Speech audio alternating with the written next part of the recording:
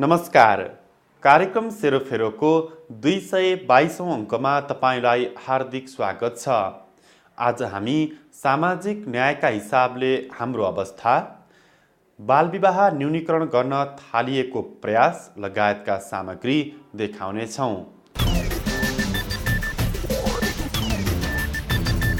कार्यक्रमको सुरु गरौँ सेरोफेरोका गतिविधिहरूबाट। वैशाख 12 को विनाशकारी भूकम्पका कारण क्षतिग्रस्त भएका विभिन्न ऐतिहासिक धरोहरको पुनर्निर्माणको काम सरकारले थालेको छ। यस अन्तर्गत फागुन 4 गते मेरो धरहरा म बनाउँछु भन्ने अभियानको उद्घाटन प्रधानमन्त्री केपी शर्मा ओलीले गरेका छन्। अब भन्ने धरहरा विदेशी सहयोगबाट नभई नेपाली जनताबाट सङ्कलन गरिएको पैसाबाट निर्माण हुनेछ। यसअघि पनि धार्मिक र सांस्कृतिक सम्पदाको पुनर्निर्माणको काम सुरुवात भइसकेको छ। बुङमती र रानी पोखरी पुनर्निर्माणको काम यसअघि नै सुरु गरिसकिएको छ। भूकम्पपछि गरिएको पुनर्निर्माणबारे विस्तृत सामग्री सेरोफेरोको आगामी अङ्कमा प्रसारण गरिनेछ। धरहरा ढल्यो तर नेपालीहरूको आत्मविश्वास, नेपालीको इतिहास गौरव यी कुराहरू ढलेका होइनन्। हाम्रो राष्ट्र निर्माणको सङ्कल्प पनि ढलेको होइन। भत्किएका घर अथवा सरकारी कार्यालय, विभिन्न ऐतिहासिक धरोहरहरू सबैलाई पुनर्निर्माण गर्नुपर्छ भनेर ऐन बनायौँ। पुनर्निर्माण प्राधिकरण हामीले बनायौँ। धरहराको यो पुनर्निर्माणको कामलाई अगाडि बढाउने सम्बन्धमा सम्माननीय प्रधानमन्त्रीज्यूले विशेष गरेर यसलाई एउटा नेपालीहरूको स्वाभिमानको प्रतीक र हाम्रो आफ्नै पौराका साथ यसको पुनर्निर्माण गरौँ भन्ने एउटा चाहिँ सोच अगाडि सार्दै यसमा आज पुनर्निर्माणको शिलान्यास नभइकन यसको निम्ति चाहिने जुन खालको चाहिँ एउटा रकम जुन चाहिने हो, पैसा जुन चाहिने हो, त्यसको निम्ति एउटा यसको पैसा जुटाउने खालको कुराका निम्ति चाहिँ यो कार्यक्रम आयोजना गरिएको। कतिपय कुराहरूमा हाम्रा विदेशीहरूले हामीलाई पुनर्निर्माणका निम्ति सहयोग दिने वचन दिनुभएको छ, तर कतिवटा कुराहरू हामीले अरूबाट निर्माण गराइनु हुँदैन। हामी आफूले निर्माण गर्नुपर्ने कुराहरू हुन्छन्, तिनीहरू हामी अरूको सहायतामा पनि होइन, अरूका सहायता हामी अरू ठाउँमा खर्च गर्छौँ, तर हामी जस्तो हाम्रा अदालत भए, हाम्रा खास खास ठाउँहरू भए, त्यस्ता ठाउँहरूलाई हामी आफैले निर्माण गर्छौँ। आफ्नै सम्पदा, आफ्नै सम्पत्ति, आफ्नै निर्माण, त्यो विधिका साथ हामी जान्छौँ। आज हाम्रो धरहरा भुइँचालोले भत्किएको छ र धरहराको हामीले पुनर्निर्माण गर्नु छ। यस प्रसङ्गमा म यहाँहरू र सम्पूर्ण नेपाली दाजुभाइ दिदीबहिनीहरूलाई भन्न चाहन्छु, नेपालभित्र बसेका जुनसुकै जातका, जुनसुकै भाषा बोल्ने, जुनसुकै ठाउँमा बस्ने, जुनसुकै पेसा व्यवसाय अपनाएका भए पनि देशभित्र बसेका वा देश बाहिर पुगेका नेपाली दाजुभाइहरू दिदीबहिनीहरू सबैले हामी आफैले मिलेर सरकारी खर्चमा होइन, यो जनताको खर्चमा हामी धरहरा निर्माण गर्ने अठोट गरौँ भन्न मैले यहाँ आमन्त्रण गरेको।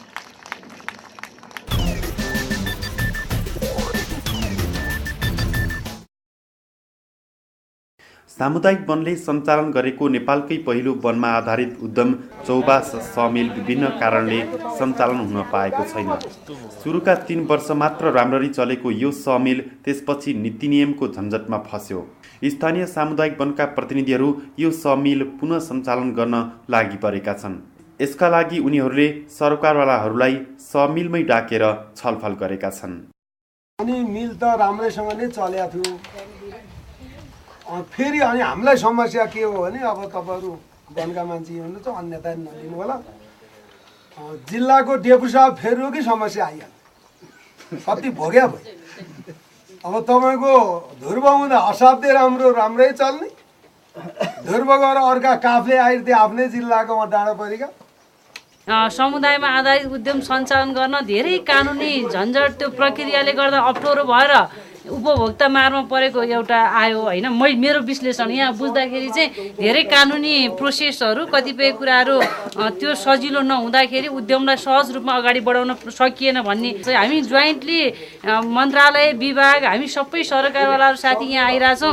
यहाँबाट फर्किँदा म्यासेज चाहिँ समुदायमा आधारित उद्यम चाहिँ समुदायले सञ्चालन गर्न नसक्ने रहेछ भन्ने म्यासेज जान्छ कि भन्ने मेरो चाहिँ पर्सनल्ली त्यो फिलिङ्स भयो। उहाँहरूको कुरा सुनिसकेपछि अब यहाँ चाहिँ अब डिजी साहब अब 4 जना जति अब सहसचिवजीहरू पनि हुन्छ, डिएफओ साहब पनि हुनुहुन्छ। समस्या कहाँ हो भनेपछि हाम्रो आफ्नो एटिच्युडमा पनि केही प्रब्लम छ। समस्या अब हामीले रियलाइज गर्नु पर्यो नि।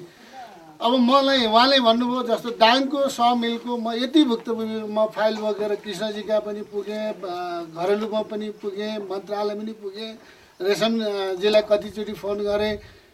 त्यहाँ चाहिँ 2वटा अगाडि डिएफओ हुने बेलासम्म मजाले चल्यो। त्यो नवराज भन्ने मान्छे अहिले उहाँ पुग्नु भएको छ, उहाँ गएपछि त्यो बन्द भयो होइन। कि अगाडिकोलाई मुद्दा हाल्नु पर्यो, कारवाही गर्नु पर्यो, कि अहिलेकोलाई मुद्दा हाल्नु पर्यो, कारवाही गर्नु पर्यो। अब वन कार्यालयले उद्योग चल्न नदिने म्यासेज के दिने भने यो समुदायमा भएको हुनाले यो चलेन भन्ने कुरा दिने कुरा न्यायपूर्ण हुन्छ। त्यो क्यान्डीको अदुवाको क्यान्डी छ, त्यो तपाईँको के छ भने सुनिश्चितता छ, कृषकहरूसँग उत्पादन छ, ऊ लिएर आएर त्यहाँ व्यावसायिक भइरहेछ, मार्केटको सुनिश्चितता छ, ऊ गइरहेछ। तपाईँको यहाँ तपाईँको कुरा सुन्दाखेरि के हो भने तपाईँको आवश्यक पर्ने तपाईँको चाहिँ कच्चा पदार्थको सुनिश्चितता त तपाईँ भन्न सक्ने अवस्थामा हुँदो रहेछ। म कति ल्याएर मैले कति उत्पादन गर्छु भन्ने कागजमा त बनाउनुहुन्छ, तर त्यसलाई तपाईँले चाहिँ व्यवहारिकतामा ल्याउन गाह्रो रहेछ। त्यसैले त्यो कुराहरूको पाटो मिलाउने भनेको मलाई लाग्छ के भने यो दुईटै पाटो, यसको व्यवस्थापनको पाटोको पनि हामी क्ल्यारिटी हुनुपर्छ कि हामी हाम्रो यसमा चाहिने हाम्रो वार्षिक कति परिमाण हाम्रो उत्पादनको क्षमता छ, त्यसको लागि हामीलाई कति कच्चा पदार्थ चाहिन्छ, त्यो कच्चा पदार्थ हामी कुन कुन स्रोतबाट ल्याउँछौँ र त्यो स्रोतबाट कसरी ल्याउँछौँ, कसरी ल्याउने भन्ने कुरा चाहिँ नि जबसम्म पारदर्शिता र हामी त्यो व्यवस्थापन गर्ने मान्छेमा जवाबदेहिता हुँदैन तबसम्म फेरि त्यो सुनिश्चिततामा जहिले पनि प्रश्नवाचक चिन्ह आइरहन्छ।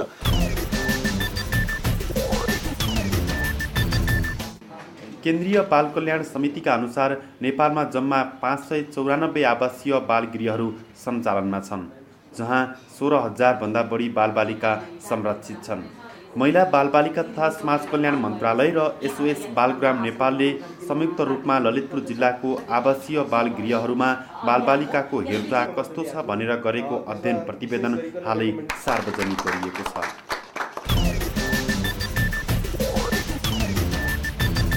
सानैमा विवाह गर्यो भने बच्चा जन्माउन गाह्रो हुने मात्र होइन, घरधन्दा चलाउन पनि समस्या पर्छ। पढ्ने खेल्ने उमेरमा विवाह बन्धनमा पर्दा भविष्यमा समस्या आइपर्न सक्छ।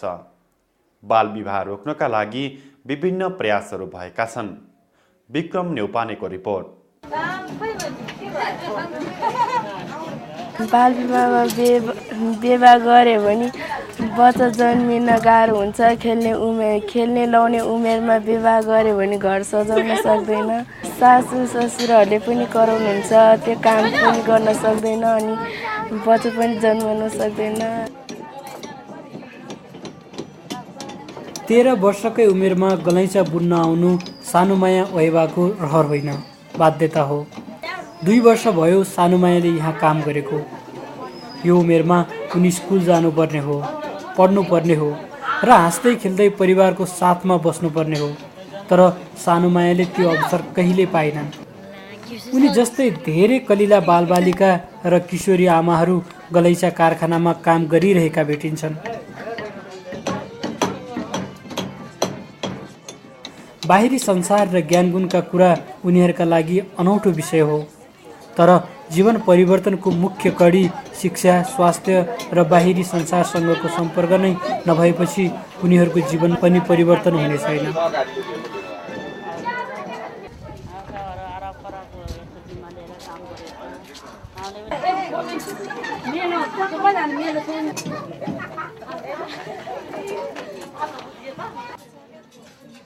यही अवसरबाट वञ्चित समूहलाई थोरै भए पनि ज्ञानगुणका कुरा सिकाउन बालबालिका तथा ग्रामीण विकास समाजले गलैँचा कारखानामा साक्षरता र सचेतना कक्षा सञ्चालन गरेको छ। समाजमा रहेको बाल विवाह न्यूनीकरणका लागि गलैँचा कारखानामा खुम्सिएर बसेका मजदुरहरूसम्म यो अभियान पुगेको छ, जहाँ चञ्चले र कलिला उमेरका किशोर किशोरीहरू काम गर्दछन्। भर्खर कह गग सिक्दैछन् है, एक दुईजना भर्खर आएको बच्चाहरूले चाहिँ, अनि अरूले चाहिँ कह गग जानिसके हुन्छ, 3-4 कक्षा छोडेर आएको बच्चाहरू पनि छन् है। उनीहरूलाई चाहिँ जस कह गग आउँछ, शब्दहरू लेख्न आउँछ, अनि इङ्ग्लिसहरू पनि अलिअलि धेरै सिक्न खोज्छन् यहाँ चाहिँ होइन। अनि जस आफ्नो नाम लेख्ने, आफ्नो घरको बारेमा भन्न जान्ने, तिनीहरू चाहिँ सबै कुरा सिकेका छन्। अनि बालविवाह भनेको चाहिँ उनीहरूलाई अहिलेसम्म चाहिँ जे होस् बालविवाह भनेको यस्तो हुँदो रहेछ आफ्नो घरमा पनि देखेका रहेछन् होइन। कतिजनाले त आफ्नै काका काकीहरू, आफ्नै अङ्कल आन्टीहरू पनि बालविवाहको बारेमा के हुँदो रहेछ भनेर सबै कुरा हामीलाई पनि सुनाउँछन् उनीहरूले है। यो माइग्रेटेड परिवारहरूलाई क्लास पनि सञ्चालन गरेका छौँ, साक्षरता कार्यक्रम। त्यसमा साक्षरताको साथसाथै यो सचेतना कार्यक्रम पनि त्यसमा इन्कर्पोरेट गरेर चाहिँ हामीले चाहिँ सञ्चालन गर्दैछौँ। अज्ञानता, अशिक्षा र बेरोजगारका कारण करिब 40% बालबालिकाको उमेर नपुग्दै विवाह हुन्छ। यस्तो समस्यामा पर्ने बालबालिका विद्यालय जाने उमेर समूहका हुन्छन्। उमेरै नपुगेका बच्चाहरूले चाहिँ विवाह गर्ने प्रस्ताव राख्ने, चिठीहरू लेख्ने, गृह कार्य दिएको कपीमा विभिन्न त्यस्ता यौनजन्य कुराहरू राखेर कविताहरू बनाएका त्यस्ता कुराहरू भेट्ने बित्तिकै म तिनीहरूको पछि लाग्छु। त्यसैले विद्यालय र विद्यार्थीहरूलाई समेटेर यस्ता कार्यक्रम सञ्चालन गरे बालबालिकामा यस सम्बन्धी ज्ञान बढ्छ। उनीहरू पढाउँदा भन्दा छलफल र अतिरिक्त क्रियाकलापमा खुलेर सहभागी हुन्छन्। बालविवाहका कारण महिलाहरू घर व्यवहारबाट बाहिर निस्किन सकिरहेका छैनन्। In Nepal has one of the highest rate in the old of early marriage. Children, as we know, children are the future of the nation. Our future depends upon them. If we provide them education, then they can develop our country. But if they get married already, then how can they develop our country? Why children cannot get adequate time and opportunity to develop their socio-economic as well as personal status. In the case of early marriage, the incidence of pregnancy and childbirth complications for underage bride are also magnified, as is the likelihood of domestic violence and the rate of sexually transmitted diseases such as HIV and AIDS. It is important that children are recognized in the law as being children and that they are accorded the full protection of the law. The extension of law that set a minimum age for marriage is an important tool for those disadvantaged families and communities for marrying off their daughter and son as a children.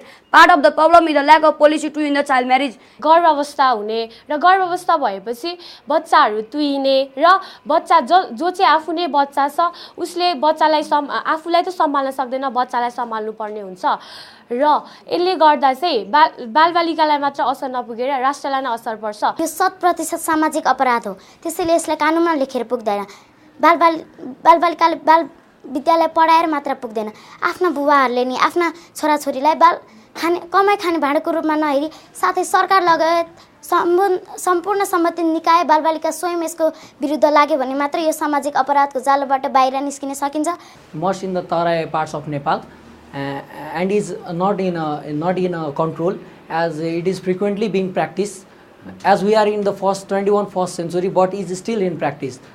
Some of the place of rural area are mostly the children's marriage is being practiced in our country. हाम्रो देश नेपालमा यस बाल विवाहका कारणले गर्दा दिन प्रतिदिन भयंकर घटनाहरू घट्दै गएका छन्, जस्तै मातृ मृत्यु दर, बाल मृत्यु दर, अशिक्षित बेरोजगार जस्ता घटनाहरू घटिरहेका छन्। तैपनि हामी मुखदर्शी भएर बस्नु परेका छ। यस उमेरमा उनीहरूले साडी चोलो लगाएर अरूको घरमा भित्रिनु भनेको उनीहरूको हिताधिकारलाई खोज्नु हो। विकट जिल्लाहरूमा बाल विवाह जस्तो कुरीतिलाई प्रोत्साहित गरिरहेका छन्। त्यसैले हामीले पनि बाल विवाह जस्तो कुरीतिलाई हटाउन हाम्रो पूर्ण योगदान दिनुपर्छ। नाबालक उमेरमै अरूको घरमा घरधन्दा गर्ने र सन्तान उत्पादन गर्ने मेसिनको रूपमा बालबालिकाहरू देखा परिरहेका छन्। त्यो त सबैभन्दा ठुलो कुप्रथा होइन र आजको 21औं शताब्दीमा पनि हामीले यस कुप्रथालाई तोड्न सकेका छैनौँ। अरूहरूको देश 21औं शताब्दीमा तेजीले गइरहेको छ, तर हाम्रो देश 16औं शताब्दीमा नि पाइला चालिरहेको छ। त्यसकारण हामीहरू सबैजना मिलेर बाल विवाह अन्त्य गर्नुपर्छ। जब कि बालकलाई विवाहको मतलब थाहा छैन भने उसले विवाह गरेर पनि के गर्ला र यो त साँच्चीकै भाँडाकुटी खेले चाहिँ भएन र यहाँ ध्यान दिएर बुझ्नुपर्ने कुरा के छ भने ती दुई विवाहित बालकको कल्याण त होइन, उनीहरूको भविष्य बर्बाद हुन्छ, न उनीहरूको बिचको सम्बन्ध नै घनिष्ठ हुन्छ। नेपाल गरिब चट्टानमा परेको देश छ र यसमा शिक्षाको धेरै कमजोरी छ। त्यसैले नेपाली र नेपालका मानिसहरू अन्धविश्वास, कुरीति र कुपरम्परा मानेर अगाडि बढ्दैछन्। नेपाललाई हाम्रो समाजमा जति अगाडि बढ्न सक्छ यस्ता कुरीति र कुपरम्पराहरूले तल झार्न मजबुर गराइदिन्छ। यस्तो कार्यक्रम काठमाडौँको पूर्वी भेगका 23वटा भन्दा बढी विद्यालयमा सञ्चालन भइसक्यो।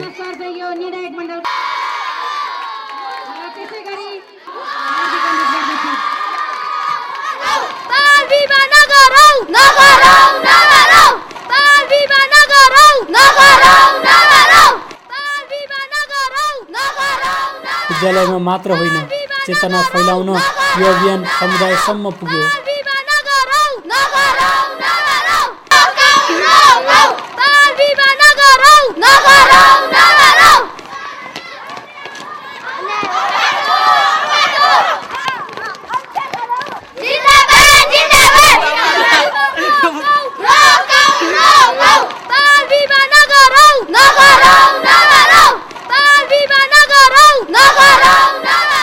थ्योरिटिकली भने उनीहरूले सुनेर पढ्ने मात्रै हो, यसरी प्र्याक्टिकली रूपमा उनीहरूले चाहिँ भनौँ न र्यालीमा भाग लिँदा अथवा उहाँहरूले ट्रेनिङ दिँदाखेरि चाहिँ उनीहरूले चाहिँ नि जस्तो 100% नै उनीहरूले चाहिँ नि बुझ्ने र उनीहरूले एक्जाममा मात्रै नभइकन उनीहरूले चाहिँ आफ्नो व्यवहारिक जीवनमा चाहिँ उनीहरूले यसलाई ठिक सदुपयोग गर्न सक्ने मैले पाएको छु। अहिले 5000 जना विद्यार्थीलाई यो मेसेज पुगिसकेको छ र हामीले के हो त यो क्यास्केड सिस्टम अन्तर्गत पहिला बाल विवाहको लागि जुन सचेतना कार्यक्रम बालकहरूलाई दिन्छौँ, विद्यालयहरूलाई दिन्छौँ र विद्यार्थीहरूबाट अनि हरेक तिनीहरूको समाजमा परिवारमा यो मेसेज पुगोस्। शिक्षक भनेको एउटा समुदायसँग पनि सम्बन्धित व्यक्ति हो।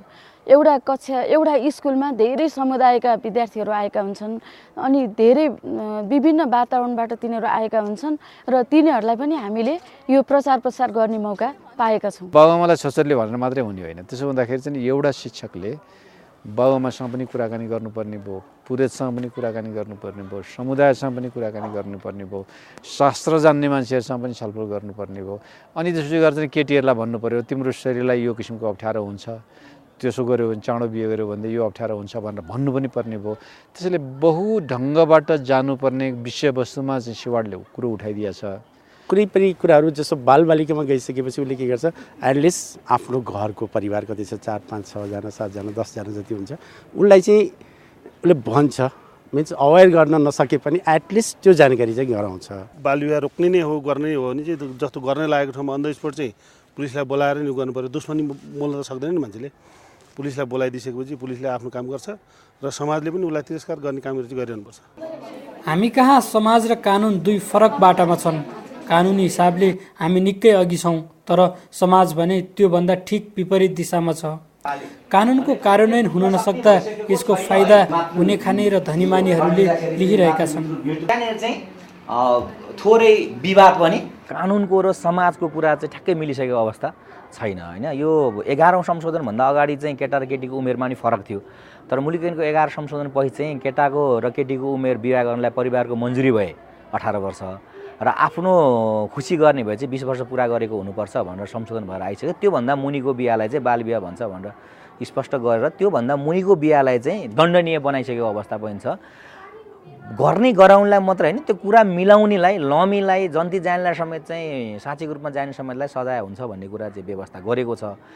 तर त्यही रूपमा समाजलाई चेतना फैलाउने क्रममा चाहिँ सरकार हामी जस्तो सङ्घ संस्था पनि अझसम्म पछाडि नै छ। 6 क्लास पढाएपछि छोरीलाई पुग्यो, 10 क्लास पुगेपछि छोरालाई पुग्यो। किन भनेर भने छोरी त्यति भएपछि म जस्तो ठगिन्न आमाले बुझेको कि छोरा 10 क्लास भइसकेपछि ऊ चाहिँ सिपाहीमा जागिर खान पाउँछ। कस्तो त्यो हिसाब बच्छ सोचेको छ।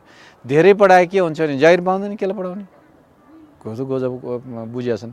त्यसले उनले बुझेकोमा गल्ती हो भनेर भन्ने होइन, उनले बुझेकोमा फेरबदल के गर्ने हो भनेर भन्ने चाहिँ चिन्तन गर्नुपर्ने अवस्था छ। शिक्षित परिवारभित्र पनि त्यस्तो भइराखेको छ। कतिपय विदेशमा उहाँ क्यानाडामा बसिराखेको छ, केटो बिहा गर्न भनेर आयो, अब यहाँ केटीले चाहिँ +2 गर्दैछ अथवा +2 नगर्दैखेरिमै एसएलसी पास गर्नु थियो, यसलाई दिएर पठायो भने त मेरो ज्वाइँ छोरी त ठ्याक्क उहीँ क्यानाडामा गएर नागरिक भनेर बस्छन् अनि यस्तो हावामा पनि एउटा यस्तो खालको पनि चलिरहेको छ। बालविवाहको त्यो कुरा पनि हो। अब यी पुराणहरू यस्ता कुराहरूले गर्दाखेरिमा साह्रै असर परिरहेका छ। यो सांस्कृतिक समस्या पनि छ यसमा। सानो उमेरमै राम्रो राम्रो खाना पाएछन्, मिठो मिठो खाना पाएछन्, तागतवाल चिज खान पाएछन्, चाँडै उमेरमा बिहे गर्ने रहर जागेको छ। अब तपाईँले चाहिँ विचार गर्नुहोस्, राजा त्रिभुवनले 13 वर्षमा बिहे गरे। सोच्नु न, राजा त्रिभुवनकै अंशमा चाहिँ हाम्रा छोरछोरी पुगे। अब किनभनेदेखि हाम्रा छोरछोरीले नि पेटभरि खान पाए। बाउसँग फुर्सद छैन, आमासँग फुर्सद छैन। बाबुआमासँग फुर्सद नभएपछि जाने कता हो? जाने कता भन्दा चाहिँ मोबाइलबाट लौ लाए। अब उनी साथी भए, आज एक दिन भोलि दिन केटीले नै भन्न नसक्ने, केटाले आक्रमण गर्न नछोड्ने, त्यसो भएपछि के हुने हो?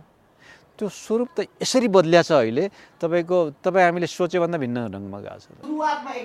प्रविधिसँगको पहुँच र कानुनी अज्ञानता तथा चेतनाको अभावले समेत सामाजिक न्याय र सामाजिक संरचना खलबलिरहेको छ।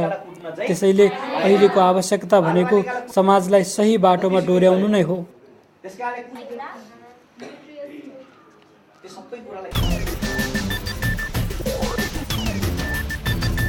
नेपालमा प्रजातन्त्र आएको 6.5 दशक भइसक्यो अनि गणतन्त्रको घोषणा भएको पनि 7 वर्ष भयो।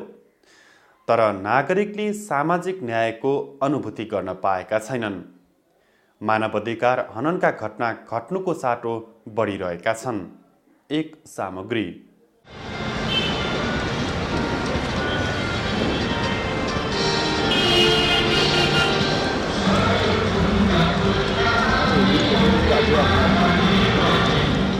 गएको फागुन 7 गते प्रजातन्त्र दिवस अनि फागुन 8 गते चाहिँ सामाजिक न्याय दिवस।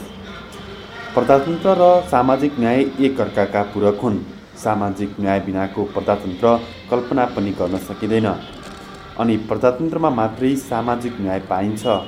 तर यिनै 2 दिन भएका सार्वजनिक कार्यक्रममा गएको 1 वर्षमा 6357 जना अपराधका घटना भएको कुरा बाहिर आएको छ।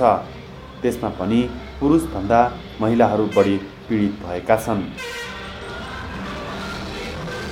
यस वर्ष गैर राज्य पक्षबाट 5122 जना र राज्य पक्षबाट 1235 जना मानवाधिकार उल्लङ्घन तथा ज्यादतीबाट पीडित भएको इन्सेपले अभिलेख गरेको छ, जसमा राज्य पक्षबाट 115 महिला र 1120 पुरुष र गैर राज्य पक्षबाट 4525 महिला र 596 पुरुष पीडित भएको इन्सेपमा अभिलेख छ। प्रजातन्त्रमा महिला र पुरुष समान हुन्छन्, जुन सामाजिक न्यायका हिसाबले अत्यन्तै महत्त्वपूर्ण कुरा हो अनि यो समानता समाज सम्पन्नताको आधार पनि हो। तर हामी कहाँ ठिक उल्टो देखिन्छ। प्रजातन्त्रको अभ्यास भइरहे पनि महिला हिंसा बढिरहेको छ। हामीले सामाजिक न्याय दिन सकिरहेका छैनौँ। हिंसा जताततै छ। चन्दन पटेल त्यसको अर्को उदाहरण हुन्। उनका 6 वर्षीय छोरा मधेस आन्दोलनका क्रममा प्रहरीको गोली लागि मारिए। उनी अहिले पनि न्यायको खोजीमा भौँतारिरहेका छन्। कानुनी र सामाजिक न्याय माग्दै हिँडेका चन्दन छोराको हत्यारालाई कानुनी कारबाहीको माग गर्दै काठमाडौँ पनि आइपुगे। न्यायको भिख मागे। मलाई त बाबुको हत्यारालाई कानुनको दायरामा ल्याउनु छ, त्यसको लागि मलाई त के सहयोग चाहियो म दिन तयार छु अनि हजुरहरूको पनि सहयोग चाहियो मलाई। अनि यहाँ उपस्थित हाम्रो भूतपूर्व राष्ट्रपतिज्यूसँग यसपछि मैले अनुरोध गर्न चाहन्छु कि उहाँ पनि यसमा पहल गरिदिनु पर्यो। मलाई न्याय चाहियो। समाजमा यस्ता धेरै उदाहरण छन्। 1 वर्षमै झन्डै 6500 मानिसहरू न्यायविहीन भए अनि यो क्रम बितेका कैयौँ वर्षदेखि जारी छ। न्याय नपाएका मानिसहरू समाजमै भौँतारिरहेका छन् र यसको सबैभन्दा बढी मार महिला र बालबालिकाले खेप्नु परेको छ। र हाम्रो देशको समाज महिलाप्रति बढी हिंसालु भएको देखिन्छ। बालबालिकाप्रति बढी क्रूर भएको देखिन्छ। कानुनको शासन लागू हुन नसकेको स्थिति देखिन्छ। भ्रष्टाचार व्याप्त देखिन्छ। एउटा नेताले एउटा मन्त्रीले चासो देखाउँछ भने हामीले त गर्व गर्न पाउनुपर्ने, हाम्रो नेताले हाम्रो विकासमा चासो देखाउनु भयो, हाम्रो न्याय अन्यायमा चासो देखाउनु भयो, पक्कै अब न्याय पाइन्छ, पक्कै राम्रो काम हुनुपर्छ, हुन्छ भन्ने आशा जाग्नुपर्ने ठाउँमा जहाँ राजनीतिको टोपी लगाएको मान्छेले सरकार देखायो भन्ठान्नुस् त्यहाँ अत्याचार। यस्ता अन्याय र अत्याचारको घटना वर्षेनी बढिरहेको देखाएको छ। अनौपचारिक क्षेत्र सेवा केन्द्र इन्सेकले प्रकाशन गर्ने मानवाधिकार वर्ष पुस्तकले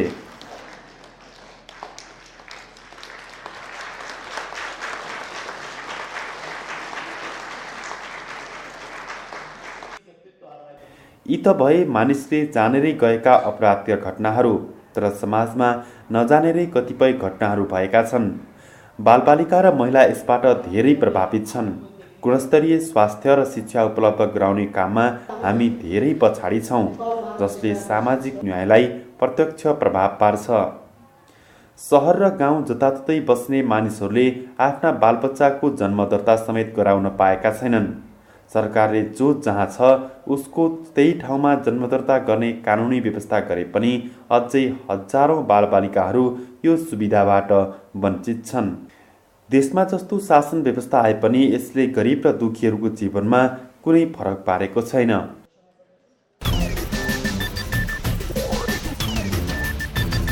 कार्यक्रम सेरोफेरो आजलाई यति नै। तपाईको सल्लाह सुझाव वा प्रतिक्रिया भए हामीलाई पठाउनुहोला। ठेगाना हो कार्यक्रम Serophero, Etti media house, post box number 26148, Kathmandu, Nepal. तपाईँ हामीलाई फेसबुक र युट्युबमा पनि भेट्न सक्नुहुन्छ। अर्को सोमबार राति 8:30 बजे विभिन्न समसामयिक विषयवस्तुहरू लिएर उपस्थित हुनेछौँ। नमस्कार, शुभरात्रि।